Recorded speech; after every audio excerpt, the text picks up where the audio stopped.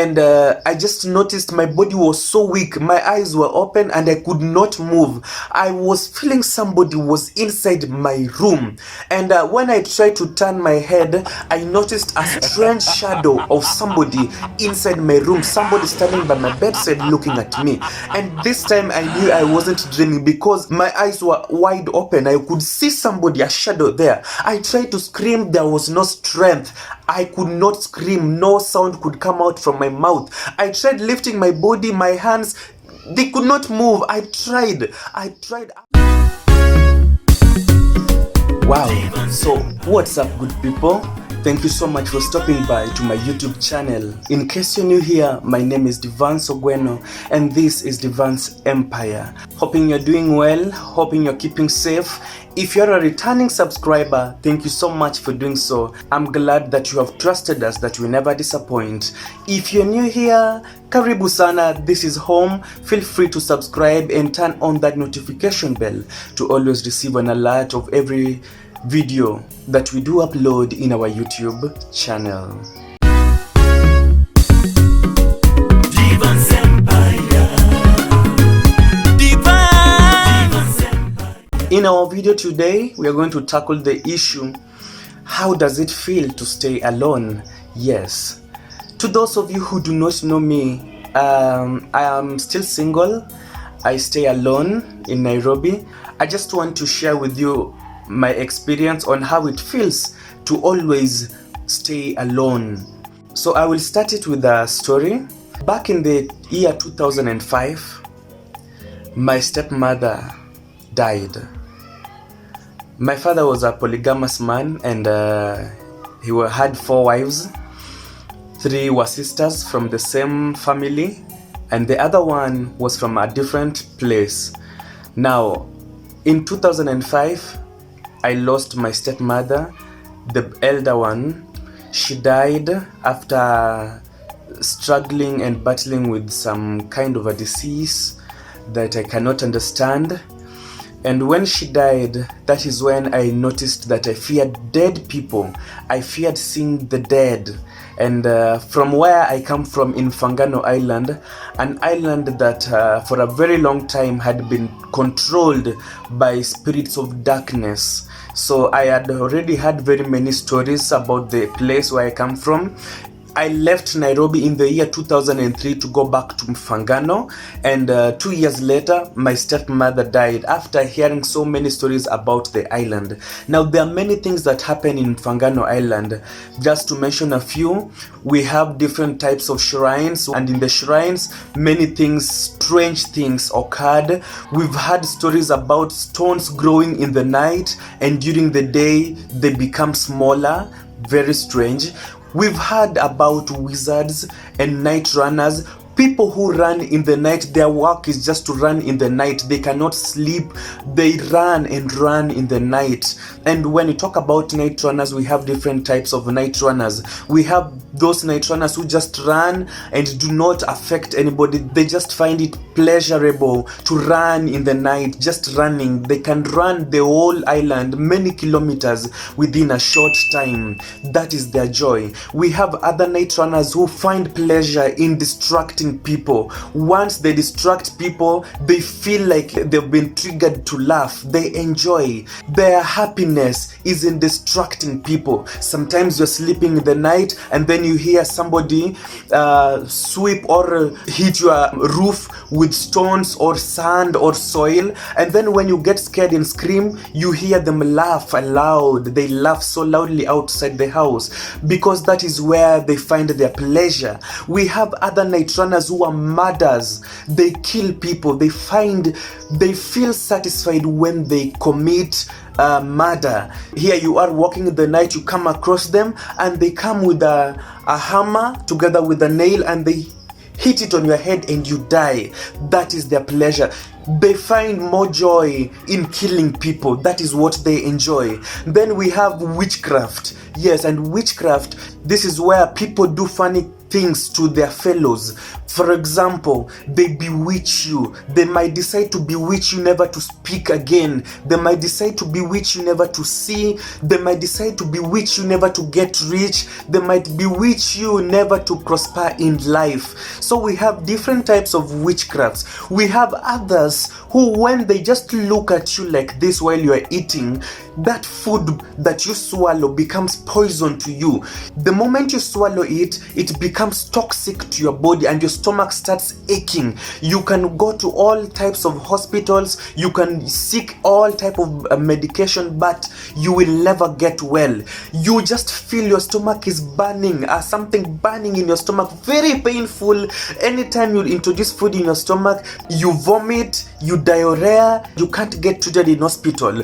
However much doctors try to run different types of tests in you, they will tell you there's no disease because they cannot find it. They're trying to deal with a supernatural type of a disease. Dawa ya moto ni moto, meaning supernatural diseases or mysterious diseases can only be treated in mysterious ways.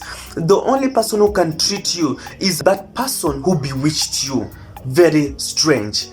Then, back in my island, while growing up, there are many stories we were told of people who never wanted others to prosper, or they never wanted people to get richer beyond them. So people killed each other trying to block them from becoming wealthier than them. And in the process, we've had different stories of the dead people haunting those who are still alive.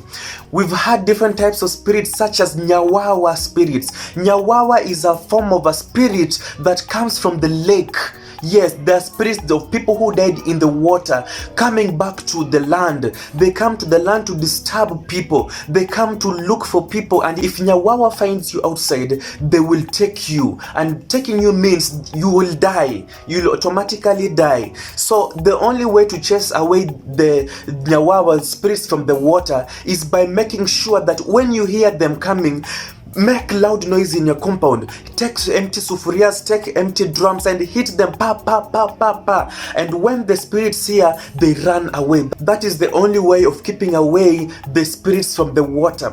We have other spirits from the land, people who died, who are killed, people who are murdered and buried in land. Now, sometimes these spirits come back to avenge, they come back to revenge. It becomes so scary when you hear the stories of people being haunted.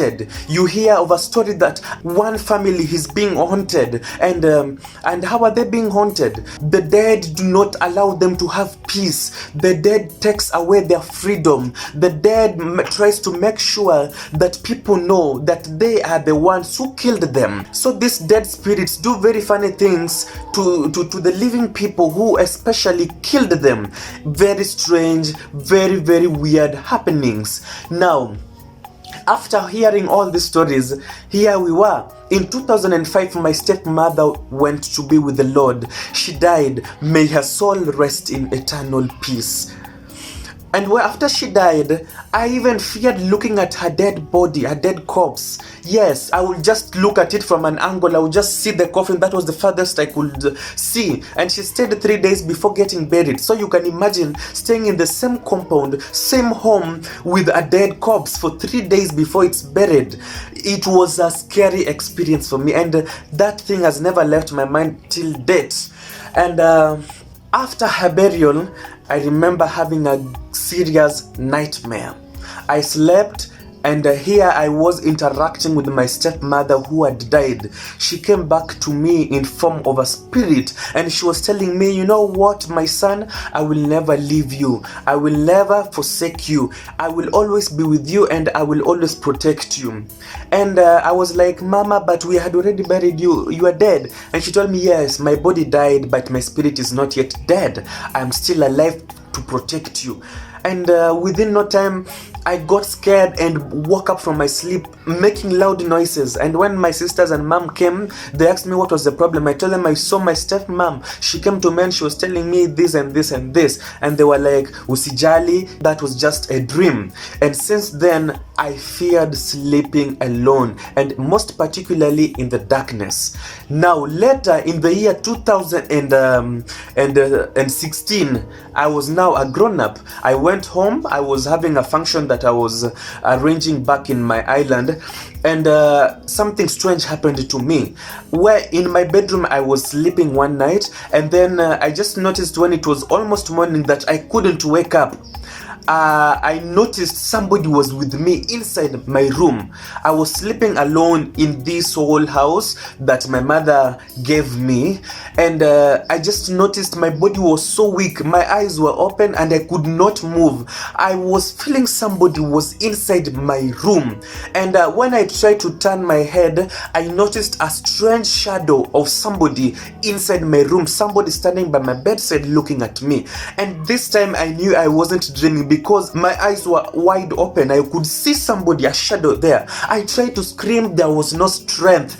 I could not scream, no sound could come out from my mouth. I tried lifting my body, my hands, they could not move. I tried. After struggling for a very long time, I got the opportunity to scream. And after screaming, people came. My mother came and everybody came. That is when I got strength to get up from the bed and quickly ran to the door to open it. And once people came in, they asked me why I was screaming, and I told them I saw somebody by my bedside. Somebody was standing right here, and outside the house I could feel footprints of somebody. I could feel somebody walking outside the house, and I tried to convince them that somebody was there with me. Okay, my mother tried telling me it was a dream. I told them it wasn't a dream. Somebody was standing outside this house, and another person was standing beside my bed. I could see somebody.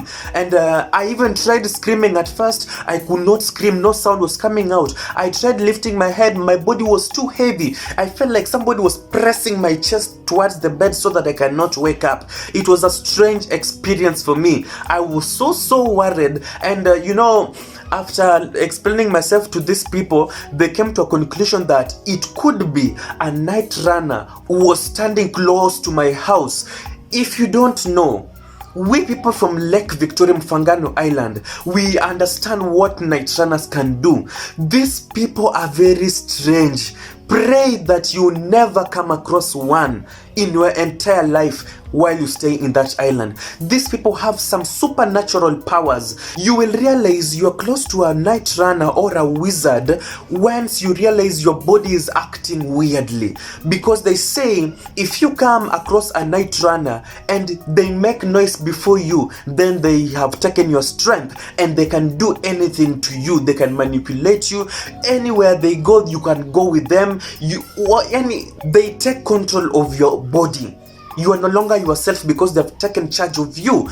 But they say if you make some noise before them, then you have overpowered them, and that is the time when they will try begging you not to tell anybody that you met them. They'll be begging you for their freedom. It is at this point that you have two options: either to let them go free, or you can decide to report them to the chief or the leaders in your place. But there are consequences. Now, if you let them go free, they might come back to say thank you. They might bring you a cow, or they might bring you goats or different gifts, thanking you for keeping quiet and letting them go free. But again, if you decide to report them, they might decide to revenge. And when I talk about revenging, they might decide to punish you forever. They might give you a permanent disability. They might decide to make you dumb, never to speak. They might decide to make you deaf, never to hear again. Or they might decide to bewitch you, and you, within a short time, you're dead. So you only have two options. Once you meet a witchcraft or a night runner, think twice before any action that you take. Now that I am a grown-up, I have done so many research. I just came across a story in the internet about something we call sleep paralysis. Now, this is a type of a condition where one sleeps You are half asleep and half awake. You remember the story I told you that happened to me in 2016? That is what happened to me. A scary, scary situation. Now, it was not witchcraft, but people have associated this kind of condition to many things. Some say it could be a communication method between the spiritual world, where you communicate with the dead people or spirits, yet you're still alive. It has been associated to very many things. It's very scary if it has never happened to you. But I noticed the main reason why this sleep paralysis happens to people is because of how we sleep on our beds. If you lay on your back for a very long time, then you're prone to experience this sleep paralysis. If you also sleep well, you are so stressed, you are depressed. When you're going through depression and you have a lot of stress, then you tend to experience this particular condition. So you have to avoid getting stressed. You have to avoid having some mental problems, maybe through depression. You have to avoid sleeping on your back for a very long time. Mostly try to sleep on your sides or maybe on your belly. Once in a while you can sleep on your back, but not for a very long time. Yes, just as I have told you that I stay alone, do you know I still fear sleeping alone in my own house? Most of the times I sleep with the lights on, and for a very long time I cannot sleep in the darkness. I always feel like somebody's watching me, somebody's there with me. So the only way to keep away spirits or darkness is through having the lights on. And for a very, very long time I have been sleeping with the lights on, no matter the house I go to. And if I go visiting to a place, then I will have to sleep with maybe my phone by my head. I usually put my torch on just in case anything happens. I can just get my phone easily and light it to see what is it that is happening. So it has taken charge of me, but you know, it's one kind of a weakness that I'm trying to work on so that it cannot affect me more and more. I am sure many people are trying to deal with sleep paralysis condition, and do not get scared. I'm told this is a kind of a dream that is harmless. It cannot affect you in any way. You are actually safe. After doing plenty of research, I also learned that there's a way you can avoid having this disease, or if it comes, they try to say sleep paralysis comes with some kind of a force that makes you see things in your eyes. We call it hallucination. You start imagining things, and the things you imagine in your brain, your eyes actually see them like they're happening. So you know, I had fear of the dead, and I also feared witchcrafts. And the reason why I could feel like somebody was standing beside me is because that was what I was thinking in my mind. So this condition makes me believe that whatever I am seeing in my dream is actually happening in reality. So they say, once you are experiencing sleep paralysis, try to move your fingers, and that is the only way you'll wake up. And do not think of anything weird in your brain, because whatever you think is what will happen. If you think that you are seeing a spirit, then that is what you will see in your real eyes. If you feel like it's a dead person that is haunting you, then you will automatically see that dead person in your eyes. So mostly try to avoid thinking negatively, and you shall overcome it. And if you want to wake up from this disease, try moving your fingers and your toes, and voila, you will come back to your senses. I know this video is kind of scary. It sounds more horrific. Do not mind. It's just a video. It's just a story. And you're not getting haunted. Do not get scared. And until next time, this is Devance Empire. End of discussion. Now that I am a grown-up, I have done so many research. I just came across a story in the internet about something we call sleep paralysis. Now sleep paralysis